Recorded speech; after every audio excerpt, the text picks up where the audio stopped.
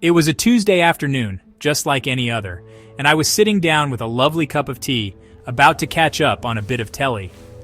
The rain was lashing against the window, a proper British summer's day, you know the sort. My phone buzzed on the coffee table beside me. I picked it up, expecting it to be my pal from down the road, but it was a message from an unknown number on WhatsApp. The first line popped up on my screen. "Hi Mom, it's me." My heart did a little flutter. My daughter Chloe is away at university, and you know how it is, you always worry just a little bit, don't you? A message from her, even an unexpected one, is always a welcome sight. The message went on to say that she had dropped her phone down the loo, a classic, and had smashed it to bits. She said this was a temporary number she was using on a friend's old phone until she could get hers sorted out. It all sounded so plausible, didn't it? Young people and their phones. They're always having some sort of drama with them. I immediately replied, asking if she was all right and telling her not to worry about the phone. The person on the other end was so quick to reply, using smiley faces and telling me not to fuss. It felt just like chatting with my Chloe. The tone was just right. They were clever, you see. They didn't ask for anything straight away. We chatted for a good 10 minutes about little things. They asked how my day was, and they even mentioned our dog Buster by name, which really made me think it was her. They must have found his name on my social media or something, looking back. It's scary how much information is out there for anyone to see. At that moment, though, I was just a mum, relieved to be talking to what I thought was my daughter, feeling that familiar warmth of connection despite the digital screen between us. The conversation was so normal, so everyday. It's this normality that makes these scams so dangerous and so effective. They lull you into a false sense of security, playing on your love and your natural instinct to trust your own family. You don't question it because why would you? The person on the other end seems to know you. They talk like your child. And they present a problem that is completely believable in this day and age. It's a cruel trick, using the bond between a parent and child to exploit them. It's something that could happen to absolutely anyone. After we had been chatting for a while, the conversation took a turn. The person I thought was Chloe mentioned she was having a bit of a panic. She explained that because her phone was broken, she couldn't get into her online banking app. This was a problem, she said, because she had a really important bill that was due to be paid today. She said it was for her university accommodation deposit, and if she didn't pay it by 5 p.m., she would lose her room for the next term. The urgency in the messages was palpable, and my own heart started to beat a little bit faster with worry for her. She typed out how stressed she was, using lots of capital letters and sad-faced emojis. She said she felt so silly for breaking her phone at the worst possible time. My motherly instincts kicked in straight away. Of course, I wanted to help. What mom wouldn't? The thought of my daughter being in a pickle, potentially without a place to live next term, was just awful. I told her not to worry, that we would sort it out together. She was so grateful, sending messages like, "Oh Mom, you're a lifesaver. I don't know what I'd do without you." It made me feel needed, like I was being a good mom. Then came the ask. She asked if I could possibly pay the bill for her from my account, just this once. She promised she would pay me back as soon as she got her new phone, which she said would be in a couple of days. She sent over the bank details for the payment, along with a reference number. The amount was quite large, just over £900. It was a lot of money, but in the heat of the moment, with the pressure of the deadline she had mentioned, it seemed like the only thing to do. She was my daughter, and she was in trouble. I didn't hesitate for a second. I logged straight into my own online banking app on my phone. My mind focused entirely on solving her problem. I carefully typed in the account number and sort code she had sent me, double-checking the reference number to make sure it was correct.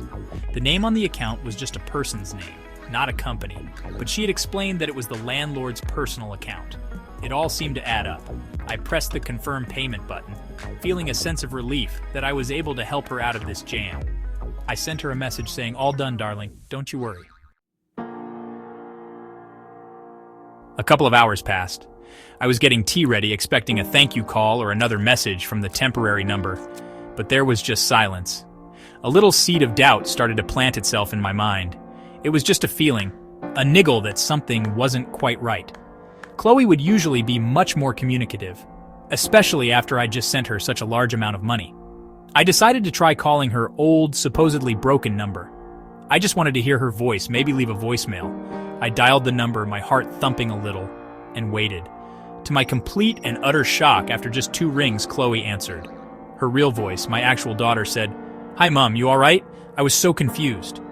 I asked her about her phone, about the bill, about the temporary number. She had no idea what I was talking about. She told me her phone was absolutely fine and that she'd been in a lecture all afternoon. She hadn't messaged me at all. In that single heart-stopping moment, the world seemed to fall away from beneath my feet.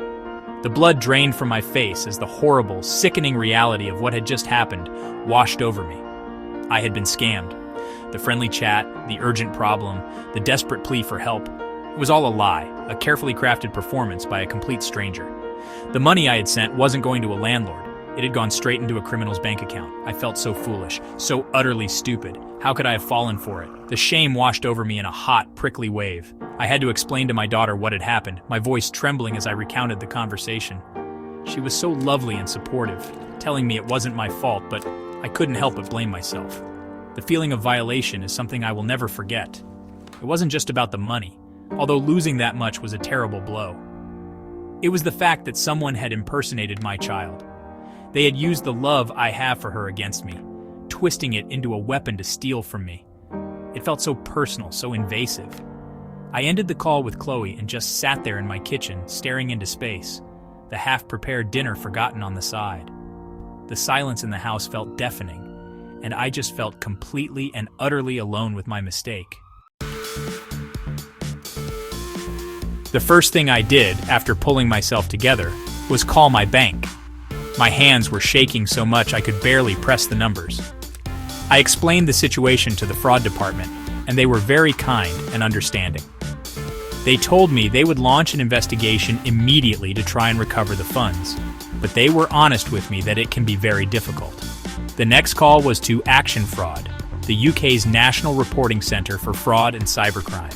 It's so important to report it, not just for yourself, but because it helps the police build a picture of these scams and can help protect other people from becoming victims. So how can you stop this from happening to you or your loved ones? The most important piece of advice is to always be suspicious of messages from unknown numbers, even if they claim to be someone you know. These criminals are clever, but there is one thing you can do that will stop them in their tracks. Always verify who you are talking to.